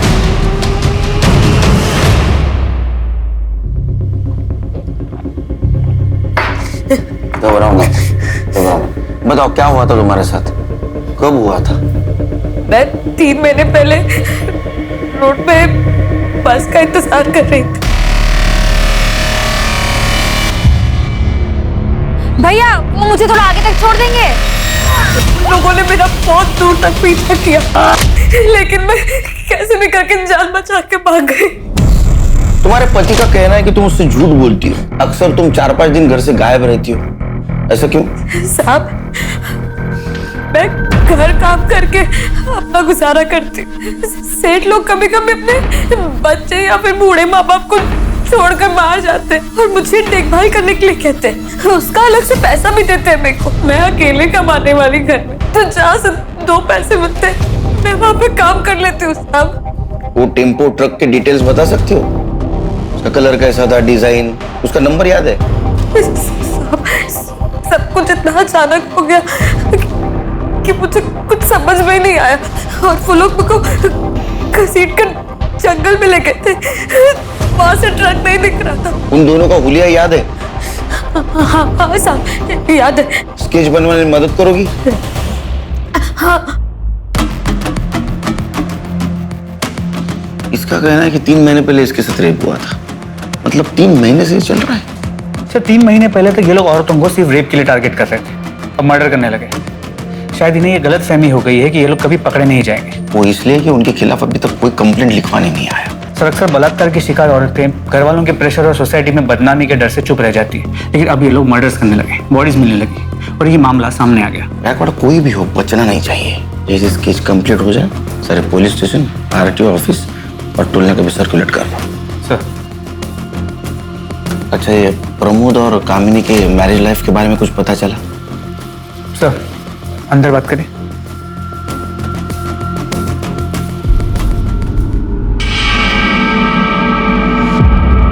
सुनने में आया है कि प्रमोद का हमारे पुलिस स्टेशन के किसी लेडी कांस्टेबल के साथ अफेयर चल रहा है, लेकिन वो कौन है ये नहीं पता चल पाया है। नजर रखो इस प्रमोद पे, और जिस दिन कामिनी गायब हो गई उस दिन का इसका मोबाइल लोकेशन चेक करो। साहब, मुझे आधे घंटे की छुट्टी मिलेगी, इसको स्कूल छोड़ के आना है। तुम रुको, गायकवाड़ कुठल्या कांस्टेबलला पाठवा। आरो बरोबर। चलो बेटा, जा बड़ा। प्रमोद सर, मैंने सुना है तुम शादीशुदा होने के बावजूद भी किसी लड़की के साथ तुम्हारा अफेयर चल रहा है। नहीं साहब, ऐसा कुछ नहीं है। देखो, झूठ बोलने से कुछ फायदा नहीं, पूरे थाने को पता है। हाँ, अगर तुम चाहते हो कि सबके सामने मैं पूछूं तो पूछता हूँ। नहीं साहब, सच में ऐसा कुछ नहीं है साहब। देखो, ये भी पता है कि वो हमारे थाने की कोई कांस्टेबल है। उसका नाम बताओ, नाम बताओ। चेतना शिर्के।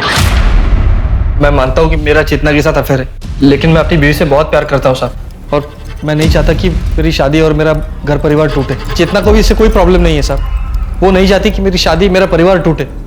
आप ही बताओ साहब, मैं अपनी बीवी के साथ कुछ गलत क्यों कर सकता हूँ? इसका मतलब ये टाइम पास चल रहा है? जी साहब, वो चेतना का पति शादी के 1 महीने में ही उसकी मौत हो गई थी। तब से वो बहुत अकेला महसूस कर रही थी, इसीलिए ये सब। अच्छा, तो ये फिजिकल नीड का मामला है। जा।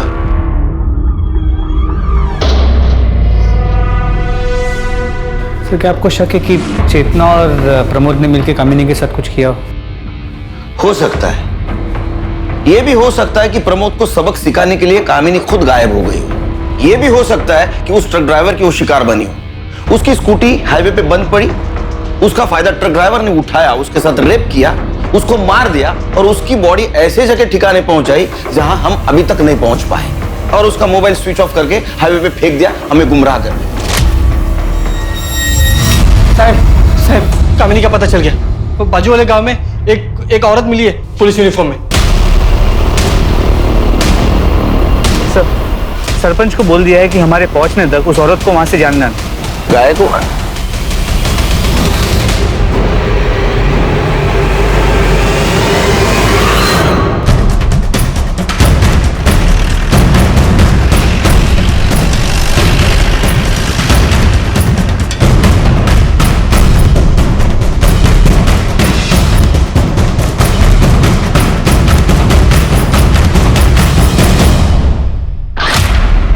ये नेम प्लेट भी उसी की। ये कपड़े कहाँ से मिले तुमको? कहाँ से मिले कपड़े? एक मिनट प्रमोद, एक मिनट। ये यूनिफॉर्म किसने दिया तुमको? ये देखो, इसको देखा है तुमने? इसके कपड़े ये, इसको कहीं देखा क्या? इससे लिए तुमने कपड़े? सर यहाँ वर्दी पे खून लगा है। चेतना, चेतना। ये सर। हाँ ध्यान है। इनको दूसरे कपड़ों का इंतजाम करो और ये कपड़े फॉरेंसिक के लिए भेज दो। Yes sir. चलिए। चल आओ। हाँ दूसरे कपड़े मिलेंगे आपको। कुछ समझ में नहीं आ रहा कहाँ गई कामिनी।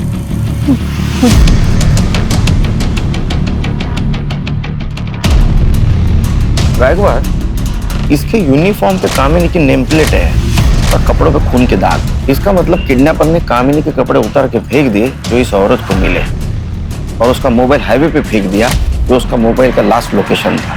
मतलब कामिनी के पास कपड़े नहीं है जैसे बाकी औरतों के पास नहीं थे। इसका मतलब कामिनी भी उस ट्रक ड्राइवर की शिकार बनी है। और नम्रता के बयान और स्केच के मुताबिक आदमी एक ने दो है जो एक के बाद एक ऐसे घिनौने जुर्म को अंजाम दे रहे हैं। The police is investigating the case. My paintings have been sold like hot cakes. मैं जितना उसके मुंह नहीं लगना चाहती वो मेरे मुंह नहीं लगती है। मेरे को नहीं बात करने का उससे। क्या काय झाला? क्यों इतना गुस्से में हो? फिर किससे झगड़ा कर लिया? जिसके पड़ोसी इतने कमीने हैं उसको झगड़ा तो होगा ही ना। जब देखो जब दूसरों के काम में टांग अड़ाने के लिए खड़े हो जाते हैं। अरे आप किसने टांग अड़ा दी तुम्हारे काम में? पर कोशिश तो की ना। अब बारिश में छत ना टपके इस करके मैंने प्लास्टिक डलवाने को 4 लोगों को बुलाया। वो अपना काम कर रहे थे कि बाजू वाली आ गई बोलने को, बड़ा आवाज आ रहा है, बड़ा आवाज आ रहा है। अरे काम होगा तो आवाज तो आएगा ना। मैं कितनी बार तुम्हें समझाया, ऐसे रोज रोज पड़ोसी से लड़ना अच्छी बात नहीं है। इससे पहले कोई तुमको जूता मारे, खुद उसके मुंह पे जूता मारने का। अरे नहीं, प्रीतम बैठा है, उसके सामने सब बातें करना अच्छी बात नहीं है। राम राम शंभू।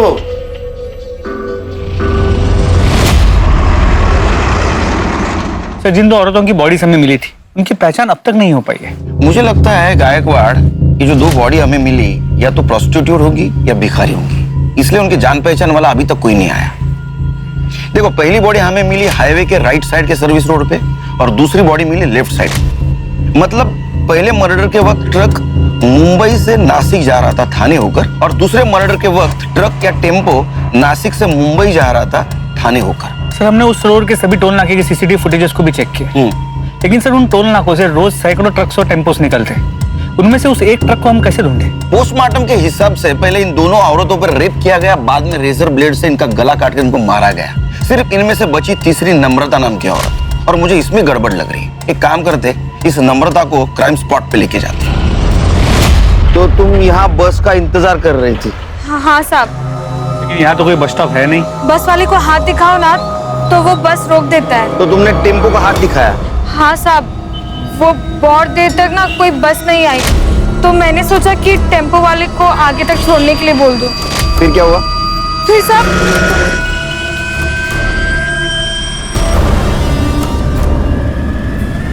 इसी जगह पे? हाँ पक्का ये जगह नहीं भूल सकती साहब, सब कुछ एक जैसा ही दिखता है यहाँ। तुमने जब पत्थर मारा तो खून आया था? हाँ आया ही होगा, मैंने तो जोर से पत्थर मारा था, उसके बाद मैं भाग गई थी तो ध्यान नहीं दिया। पत्थर कहाँ फेंका? पत्थर यहीं कहीं फेंका था। जरा बघा कुठे दगड सापडतो का?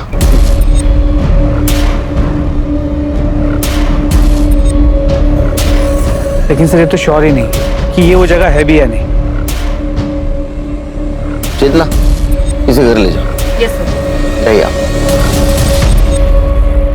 गायकवाड़ या नम्रता हमसे कुछ छुपा रही है। उसका कहना है कि 2 आदमी थे, लेकिन पोस्टमार्टम के हिसाब से दोनों औरतों की बॉडी के ऊपर सिर्फ एक ही आदमी के स्पर्म मिले हैं। सर फिर ये हो सकता है कि दोनों में से सिर्फ एक रेप करता हो, दूसरा सिर्फ देखता हो। इसका मतलब नम्रता पे रेप करने वाला कोई और कल्प्रिट था, और ये मर्डर और रेप केस ये अलग है, क्योंकि नम्रता पे जो रेप हुआ वो 3 महीने पहले हुआ। इसका मतलब गायकवाड़ ये दोनों केसेस अलग अलग है।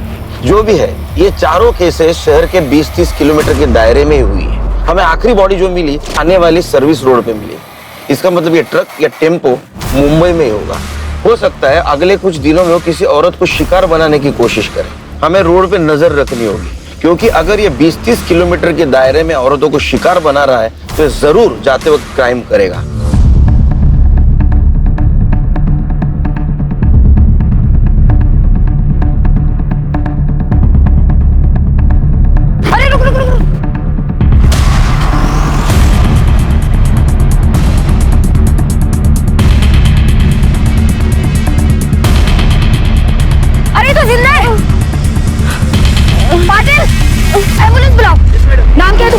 नाम क्या है? प्रिया सावंत। पाटिल लवकर।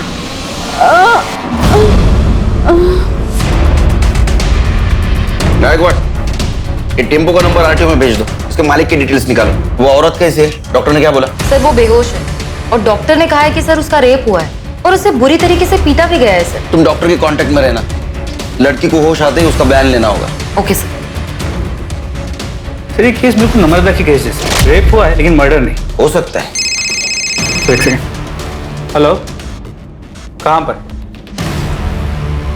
ठीक है सर, पास के गांव के जंगल में एक औरत की सड़ी हुई लाश मिली है। हमारे कांस्टेबल्स वहां पे पहुंच गए। उन्होंने बताया कि लाश करीब 6 से 8 दिन पुरानी है। कामिनी को गायब हुए भी 7 दिन हुए सर।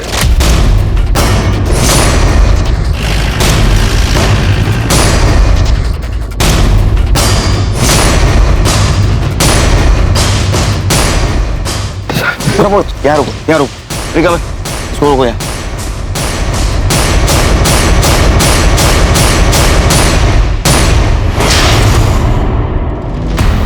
सर इसे भी पिछले दोनों विक्टिम्स की तरह ही मारा गया है। बॉडी को देख के तो लगता है कामिनी है, लेकिन कंफर्म करना होगा।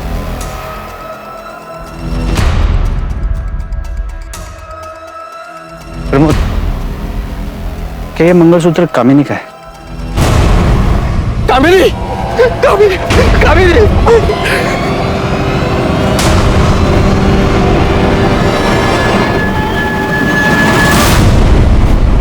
बॉडी का पंचनामा करो और पोस्टमार्टम के लिए भेज दो। सर, आखिरकार कामिनी के लापता होने की गुत्थी सुलझ चुकी थी।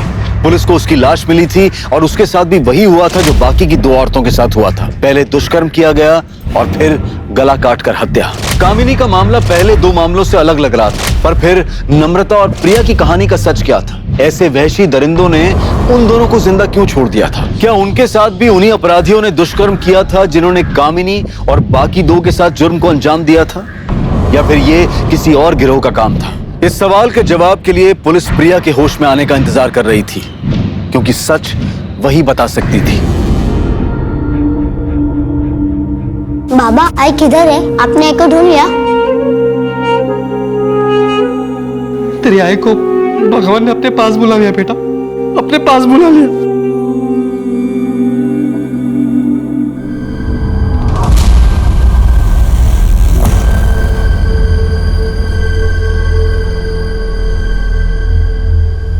सर, प्रिया सावंत को होश आ गया। डॉक्टर उसे डिस्चार्ज देने वाले। देखो, घबराने की कोई बात नहीं, तुम एकदम सेफ हो। हमें हर चीज बताओ। अगर बताओगी तो हम मुजरिम को पकड़ पाएंगे। मैं उस दिन हाईवे पे खड़ी थी। अकेली? जी। तुम कहीं जॉब करती हो? तो बिजनेस? साहब,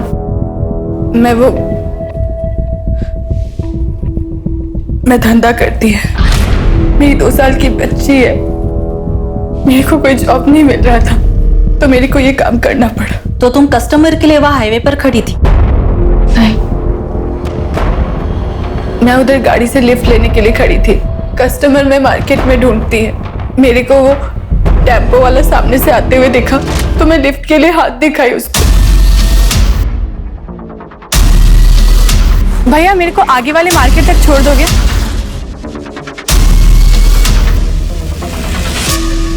क्या उस टेम्पो में ड्राइवर के साथ कोई औरत थी? जी।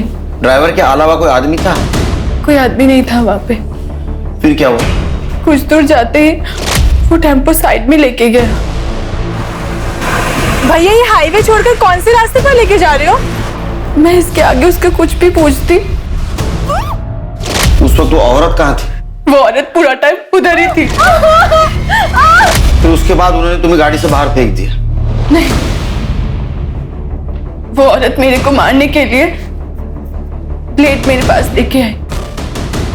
साहब मेरे को जाने दो, मेरी छोटी बच्ची है, मैं उसको बाजू वाले के पास छोड़ के आई है। पता नहीं उसने ठीक से कुछ खाया पिया होगा कि नहीं। ये इनसे कंप्लेंट ले होंगे, उनको जाने दो।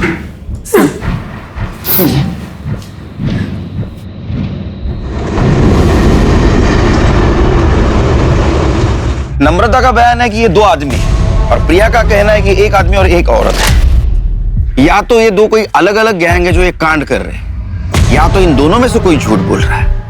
लेकिन कौन? प्रिया या नम्रता? भैया मेरे को आगे वाले मार्केट तक छोड़ दोगे? भैया वो मुझे थोड़ा आगे तक छोड़ देंगे? साहब मैंने झूठ बोला था, मेरा किसी के साथ चक्कर चल रहा है, मैं उसी से पेट से हूँ। ये बात सिर्फ मैंने अपने पति से छुपाने के लिए झूठ बोली। साहब वो बहुत गुस्से वाला है, उसको मेरे चक्कर के बारे में पता चलता तो मार ही डालता मुझको। मैंने टीवी में देखा था साहब कि कोई ट्रक वाला है जो औरतों के साथ जबरदस्ती करता है। बस मैंने उसी का फायदा उठाकर ये झूठ बोला कि उसने मेरे साथ जबरदस्ती की और मैं पेट से हो गई। किसका बच्चा है ये? नाम पता क्या है उसका?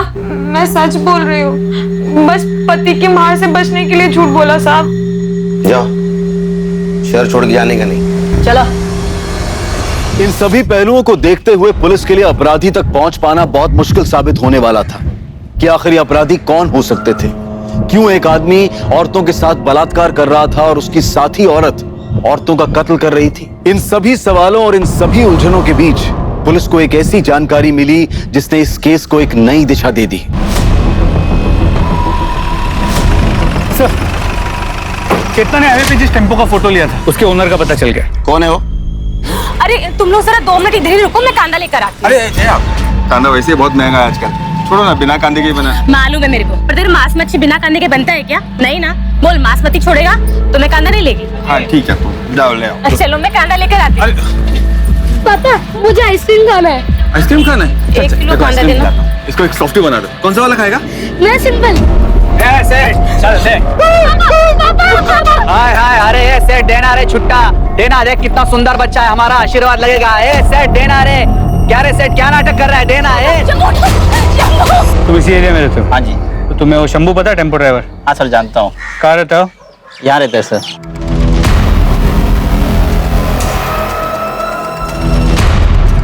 यही शंभू है? हाँ जी यही शंभू। 1 मिनट सुनो, ये ट्रक किसका है? मेरा है साहब। अरे अरे सर, अभी 1 मिनट पहले ही बेहोश था, अभी होश में आया है। क्यों मारे हो साहब इसे आप? अभी तो सिर्फ मारा है, हम इसे रेप और मर्डर के केस में जेल ले जा रहे हैं। रेप और मर्डर? क्या बात कर रहे हो साहब? ये आदमी एक चींटी नहीं मार सकता। ये रेप और मर्डर क्या करेगा? जरूर आपको कोई गलतफहमी हुई है साहब, हम शरीफ लोग हैं, हमने कुछ नहीं किया साहब। 1 मिनट, आप वही औरत है ना जिसने स्कूल में टीचर को मारा था? हाँ साहब मैं वही हूँ, लेकिन वो बात अलग थी। गाड़ी में डालो इसे। अरे लेकिन साहब वो शरीफ आदमी है साहब, छोड़ दो उसे। शंभू, शंभू। सर ये शंभू है, वो टेम्पो इसी का है। क्या हुआ साहब?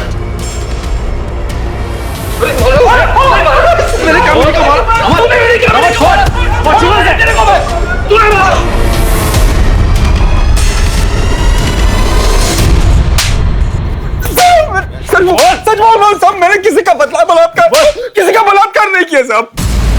मैंने किसी का कोई बलात्कार नहीं किया साहब। मैं ऐसा आदमी नहीं हूँ साहब। गायकवाड़ इसको मेडिकल चेकअप के लिए ले जाओ और प्रिया और वो 2 बॉडीज उसके ऊपर मिले सीमेंस इसके साथ मैच करके देखो। इससे भी पता चल जाएगा कितना मासूम है। चल इसकी हिस्ट्री, ज्योग्राफी सब चाहिए मुझे। पड़ोसियों से पता करो।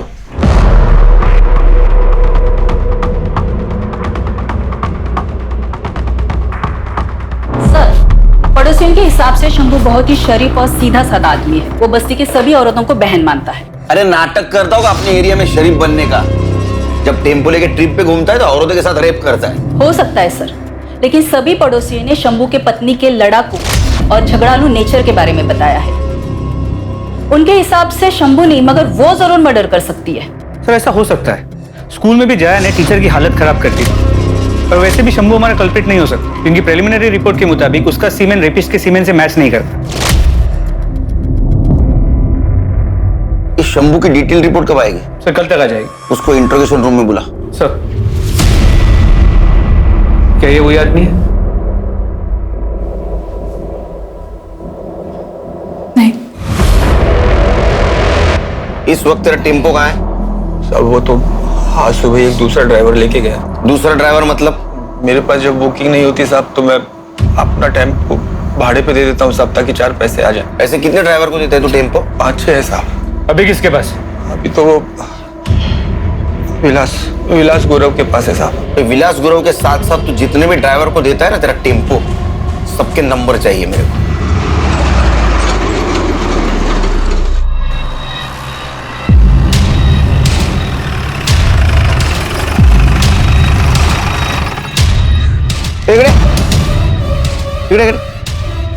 क्या चल रहे? कल ही तेरे बीवी का अंतिम संस्कार हुआ और आज शुरू? आप जैसा सोच रहे हैं वैसा कुछ भी नहीं है सर। मैं तो चेतना को ये बोल रहा था कि उसके और मेरे बीच में जो कुछ भी था वो अब खत्म हो चुका है। मैं अब सिर्फ अपने बेटे का ख्याल रखना चाहता हूँ, पर वो गुस्सा हो गई।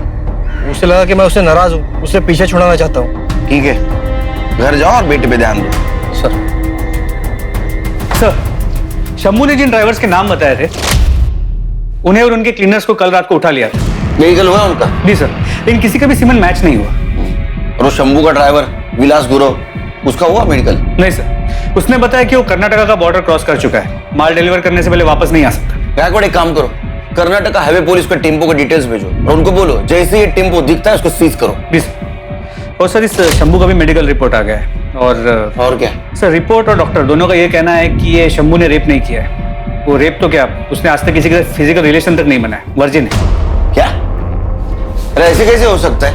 वो शादीशुदा है, उसको एक बेटा है। और इस बेटे का राज उसकी बीवी जया ही हमें बता सकती है। शंभू मेरे बेटे का सगा बाप नहीं है साहब, वो सौतेला है। जब मेरा बेटा प्रीतम 1 साल का था तो उसके बाप की मौत हो गई थी। शंभू अनाथ था, मेरे पति के परिवार के साथ ही रहता था। मेरे पति की मौत के बाद सभी लोग मेरे पे बहुत गंदी नजर रखते थे साहब। इस करके बचने के लिए शंभू ने मेरे से शादी की। शादी के 8 साल हो गए हैं साहब, और उस आदमी ने कभी मेरे को हाथ नहीं लगाया। वो आदमी बहुत अच्छा है साहब। तुम? इतना मारा तेरे को इन लोगों ने, देखना इन लोगों का कभी भला नहीं होगा। तुम शांत हो जाओ जया, शांत हो जाओ। भाई साहब ने मुझे छोड़ दिया जया। छोड़ना पड़ा गायकवाड़, क्योंकि हमारे पास कोई सबूत नहीं है कि शंभू ने उसके टेम्पो से प्रिया को हाईवे पे फेंका। गायकवाड़ कुछ तो मिस कर रहे हैं हम लोग, इसलिए अभी तक हमें क्लू नहीं मिला।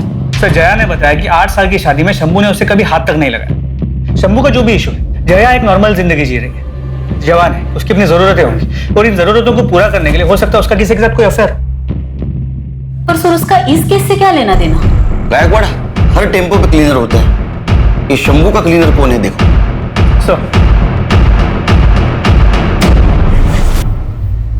सर शंभू का टेम्पो वापस आ गया। और वो ड्राइवर विलास गुरव, उसे मेडिकल एग्जामिनेशन के लिए भेज दिया। वो फोरेंसिक टीम को टेम्पो का हर एक इंच स्कैन करने के लिए बोला है।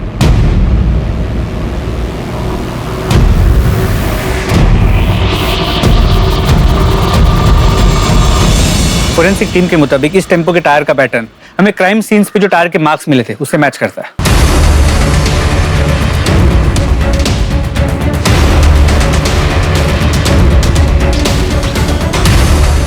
गायकवाड़ मिरर पे फिंगरप्रिंट है, इसको फिंगरप्रिंट एक्सपर्ट के पास भेजो। और ये बिंदी, इसको डीएनए एक्सपर्ट के पास भेजो। ये गोविंद जिसको भी भाभी बनाकर यूज कर रहा था 100% उसका डीएनए इसके चिपकने वाले साइड पे होगा। सर, फोरेंसिक टीम से बहुत ही शॉकिंग बात सामने आई है। क्या? टेम्पो के फ्लोर पे जो ब्लड सैंपल्स मिले थे उसमें 2 या 4 औरतों का नहीं बल्कि 34 से 38 औरतों का ब्लड है। क्या?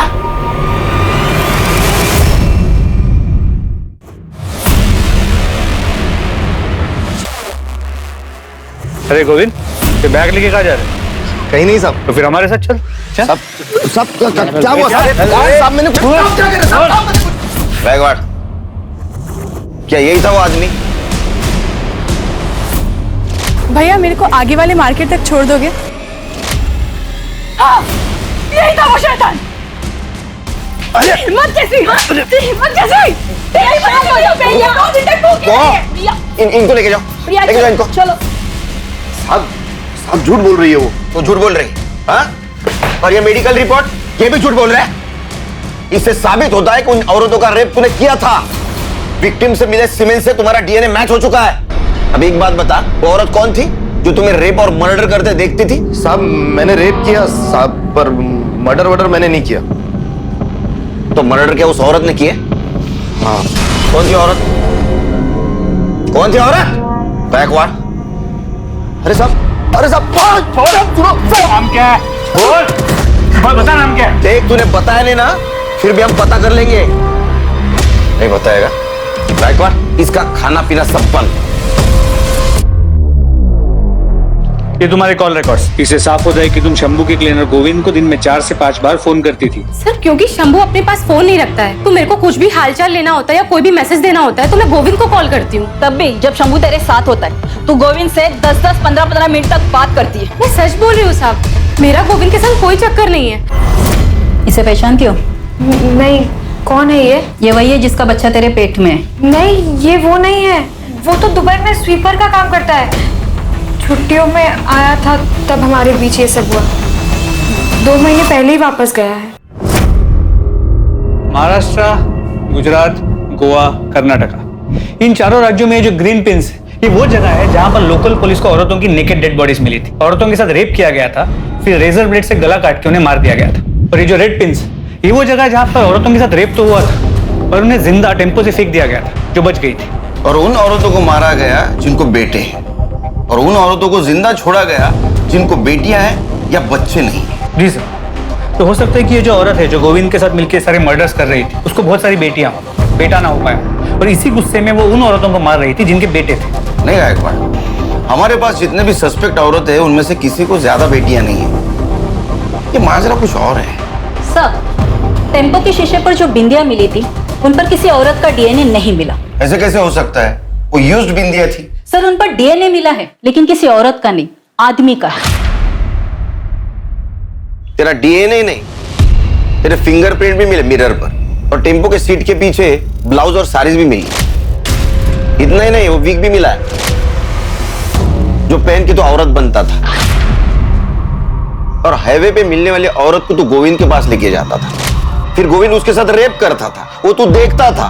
उसके बाद में रेजर से तू उनका गला काट के उनको मार देता था। सच है नहीं? हाँ सर। एक बात बता, तू उन औरतों को क्यों मारता था जिनके बेटे थे, और उन औरतों को क्यों छोड़ता था जिनकी बेटियां थी या जिनको औलाद नहीं थी? बोल। क्योंकि मेरी माँ ने जब मैं 8 साल का था मुझे एक आदमी को बेच दिया था, सिर्फ 2000 रुपए के लिए। उस आदमी ने 2 साल तक मेरा बलात्कार किया। जया के पति से मेरी दोस्ती हुई, उसने मुझे नौकरी, रहने की जगह सब कुछ दिया, लेकिन 2 साल जो कुछ मेरे साथ हुआ ना साहब, वो आज भी रात को सपने में मुझे डराता है। और उसके बाद मैंने ट्रक खरीदा, और एक दिन जब हाईवे पर ट्रक में माल लेके जा रहा था ना साहब, तो एक औरत ने मुझसे लिफ्ट मांगी। मैंने उसे लिफ्ट दे दी। बातों बातों में उस औरत ने मुझे बताया कि वो बहुत गरीब है साहब, बहुत गरीब, और वो सोच रही है कि अपना बेटा बेच दे। मुझे लगा उस बच्चे के साथ भी वही सब होने वाला है जो मेरे साथ हुआ। मैंने उस औरत को मार दिया साहब। तब मुझे लगा कि मेरे साथ जो कुछ भी हुआ है मैंने उसका बदला ले लिया।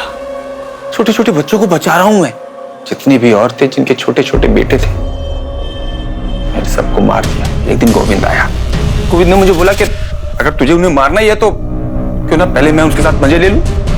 लगा ठीक है, अच्छा है, इसमें बुरा क्या है, सही है, वो इसी लायक थी।